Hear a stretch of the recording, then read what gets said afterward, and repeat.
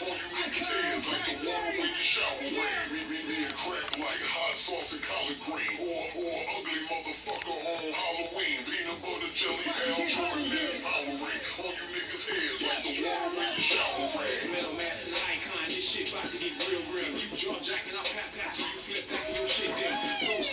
up, y'all?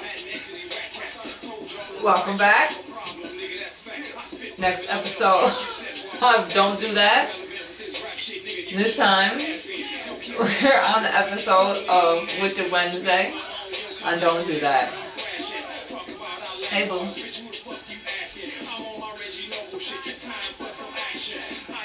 Happy Halloween, y'all. Hope y'all are enjoying so far, getting ready for this Halloween for yourself as well, not just for the kids, okay?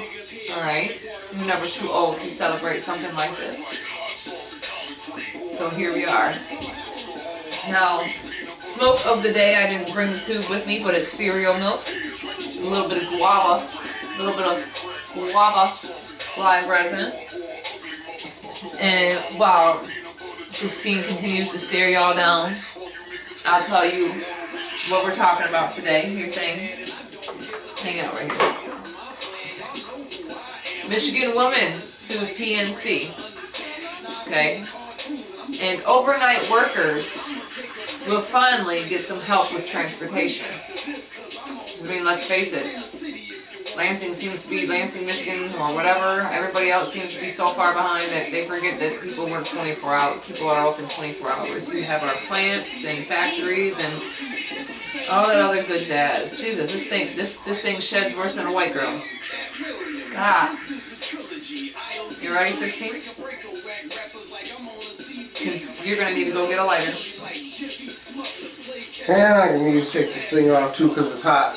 Hot as hell. Woo, hot. Oh, my Lord. You got a lighter on you by chance? A lighter on me. Yeah, because I do not. I presently do Happy not Halloween, have one. everybody. I hope you enjoyed that. That mask was hot than a mother. I'm about to go get a lighter because I need to blaze up after that. Happy Halloween, y'all. Happy Halloween, y'all. So, I'll get it started. Now, when it comes to this Michigan woman, when she's suing PNC Bank, she had sold a car from the dealership, and it was made out to PNC Bank. Well, it was not made out to PNC Bank. It was their banking is affiliated with PNC. Like, whenever you go to McDonald's or something like that, they actually have a drop of a certain bank or whatever. Their checks, when they used to get paper checks, were banking of whoever they went through. So she goes to go cash her PNC Bank, and of course there's always some sort of an issue when it comes to stuff like this, and it's kind of ridiculous. So at the end of the day, she got paid $10,000 for a vehicle that she had sold to a place. It was $10,500. Miss Kira Young, and she went to a local PNC bank here in Michigan and refused. The bank refused to cash it without providing a valid explanation. There was no reasoning. It was not the simple fact that they thought it was fraud, or they didn't give nothing. There was no explanation. Now, obviously, you know, something like that, a size amount, they would want to clear it with, you know, the person who may have signed it. So they could simply contact the dealership. Had tried to cash the check at her own bank, but was told to go cash it at PNC because of how much of a large amount it was. So even the fact that they may hold checks and whatnot, certain banks will also hold part of the check, but also still give you part of the check. They may not be able to give you a lump sum, but the fact that they even refuse to cash it, period. But what also confuses me is with her own bank, is that her own bank refused to, like, just send her to another bank, to the PNC Bank. I don't know why they wouldn't, branch. like they wouldn't, or, well no, it wasn't even, PNC isn't a bank, but why her bank even ushered to be PNC instead of just allowing her to deposit But I think what she wanted was the cash, which is fine. Okay, whatever, no big deal. But the fact that you couldn't give anybody an explanation on why is kind of really messed up. So, I mean, I'm just curious on why you couldn't even give an explanation. And that was the biggest point. The biggest problem is there is no explanation on why you couldn't do this. Like, you didn't even bother calling the dealership either to make sure it was a valid check, to say, hey, by the way, it's not a valid check if that was the case. But that wasn't even the case at all. They didn't call the dealership to make sure it was even a valid check. So. Well, on a lighter note, because you know I handle the light things, we're going to be a little wicked today because it's Devil's Day. Whoop, whoop. And it's Wicked Wednesday. So I'm going to get a little wicked and a little devilish, and I'm going to ask people, who are these people that trash public bathrooms? Where do they work? Who raised them? It's like, who hurt them in the bathroom if they got to destroy it so much? Man, the reason I bring this on the show is because I've been to public bathrooms where I know that as a child, all of us are taught to flush the toilet and not to leave nastiness behind? Toilet paper on top of shit, on top of toilet paper in the toilet, not flush it, and then leave like a streak of shit on the floor of walking away from the toilet. How does a streak from, wait, so you're talking from the toilet down the toilet to the floor and a streak just across the floor kind of thing? It, like, I remember going into a bathroom and seeing a small turd, a small piece of shit on the floor. And the toilet, the main stall, the handicapped stall, even though people are not handicapped, we all like to go into the bigger stall because it's like our bathroom. It's not always handicapped people that use that handicapped stall. And when I go in there and, man, it is PTSD. PTSD. And that's why I had to wear this shirt, because some people are just stupid. Like, why do you do that? Why do you trash a public bathroom? And like, do you think it's funny? Like, I think I don't know, because do you think, oh, well, someone's gonna have to clean this up? That's why I said, where do these people work? Like, I don't. Because I would like to go use their bathroom and leave a bloody stain on the toilet too, you know, because like she that's says, just nasty. who hurt you? Who raised you? Right. Because, I mean, even in the women's bathroom, and you would think being a woman, I just don't get it. A woman would be so, you know, cleaner than a guy's bathroom. Man, I have actually done janitorial work, and a women's bathroom are so much more nastier than the men's bathroom. Like, it's like, y'all women are nasty. Man, like, my God. I have done janitorial work. Ugh. I have done that. And man, I thought it was a myth.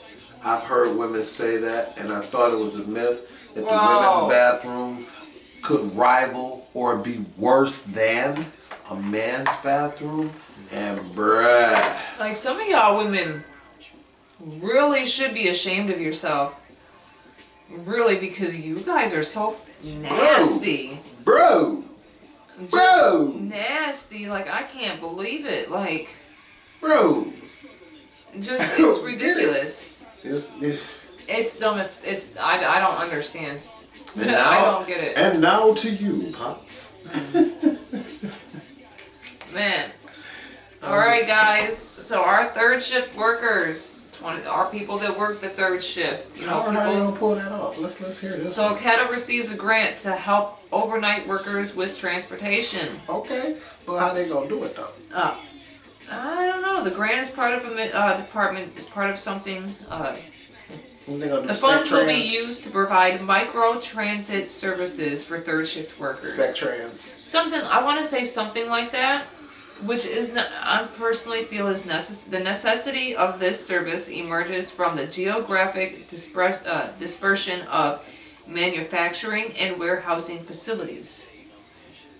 Okay, you have places like Amazon. You have places like Meijer. You have places like Walmart.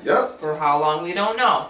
But you have places like Kroger. You have all these, semi-driver, places like that, like third shift workers load those trucks.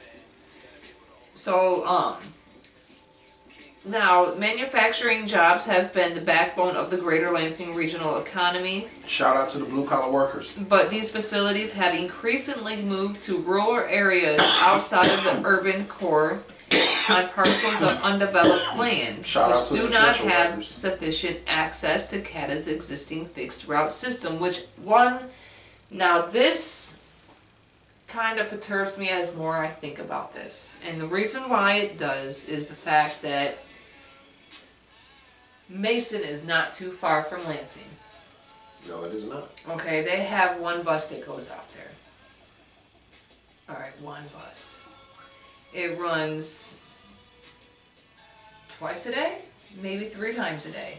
Literally leaves the CATA station and comes back to the CATA station 2 other times. Now that is where our main probation office is, our main courthouse, besides the little courthouse that we have over here on Kalamazoo, whoop-de-doo. Right.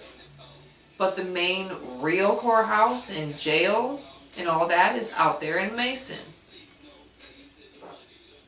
And I've so made this transportation, congratulations, finally you decide to think of something like this. I've made this point on other shows, on other episodes, but they don't want to make it convenient for you. They want to make it hard because it's like a scheme. They want you to fail because they're constantly lining their pockets and taking money out of yours. Reform, but they make it harder. But at the end of the day, I don't want to draw light away from a genuine good cause though, because third shift workers, and I can account for this because I remember having to get up early in the morning after a night's work and still having to get up early in the morning and taking you to work early in the morning. At the end of, same time where literally the bus did not go past a certain, and you still had a good another I was working at Meijer warehouse. At least 4 or 5 more miles to still walk. Yeah. From where you would have been dropped off at. Yeah. So. And I did that walk. And that's not a good walk. I've been walk, but at the end of the day, that's still a decent ass walk. Lord have mercy. And I just, wow. Because. Good God Almighty. For real. That's what my feet was saying after that walk. Facts. Yep. But still, it's like, bro, you guys need to get it together at the end of the day. It's not just the working class that needs the help either.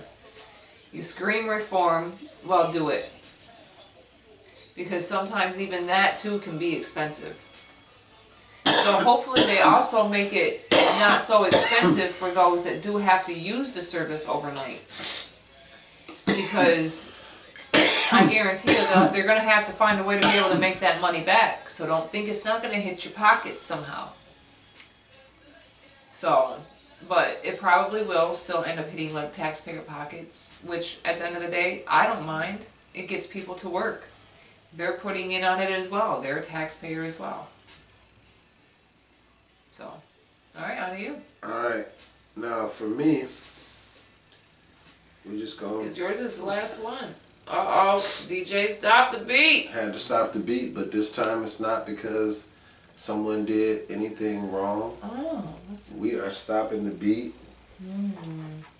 because after a long battle with cancer, one of hip-hop's legends, DJ Clark Kent, has passed away.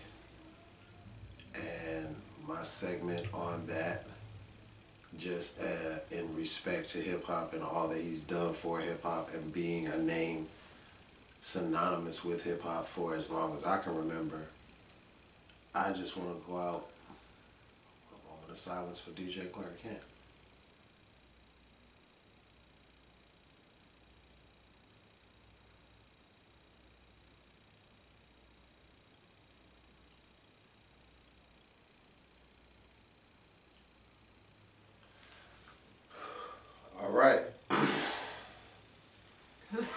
Rest in peace, bro.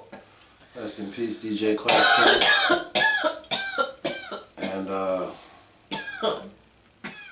that's it for today's show. Yeah, so we will Happy see Halloween. you on the next episode of Don't Do That on Fridays, y'all. Peace out. Peace. Peace.